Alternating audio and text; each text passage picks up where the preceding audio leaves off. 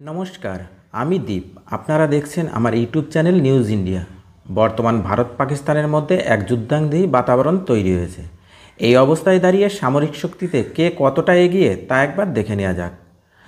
বর্তমান সারা বিশ্বের বিচারে যে স্থান দুটি দেশ ধরে রেখেছেন তার মধ্যে ভারত রয়েছে বিশ্বের 4 নম্বরে, পাকিস্তান অনেকটাই পিছিয়ে রয়েছে 12 নম্বর স্থানে।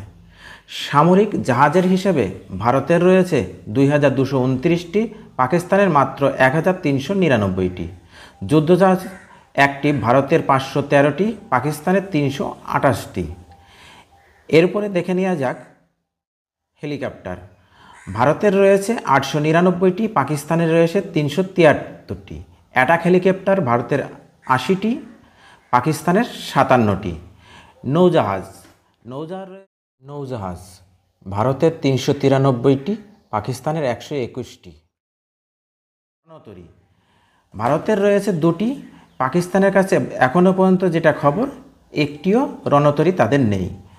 এবার দেখে নেওয়া যাক সাবমেরিন। ভারতের কাছে বর্তমানে রয়েছে 18টি সাবমেরিন, পাকিস্তানের কাছে মাত্র 8।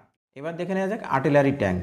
ভারতের কাছে রয়েছে 4201টি, পাকিস্তানের কাছে 2627টি।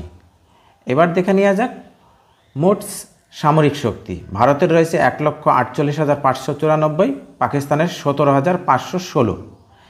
মোট সামরিক যান এটি রয়েছে। পারমাণবিক বোমা বর্তমানে ভারতের কাছে রয়েছে 75টি, পাকিস্তানের কাছে রয়েছে 72। দর্শক, এই পরিস্থিতি দাঁড়িয়ে যদি যুদ্ধ হয় তাহলে কে জিতবে কমেন্ট বক্সে লিখে জানাবেন।